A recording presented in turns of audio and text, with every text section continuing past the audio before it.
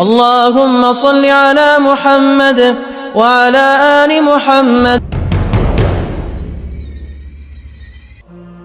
بخاری کے اندر ایک بہت شاندار دعا جو مکمل زندگی کے مسائل ہیں ان تمام کو احاطہ کر لیتی ہے، تمام کو اس کے اندر سمیٹ لیتی ہے۔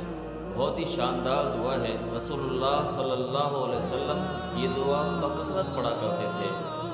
اللہم انی اعوذ بک من الہم والحزن والعجز والکسل والجبن والبخل وزلع الدین وغلبۃ الرجال۔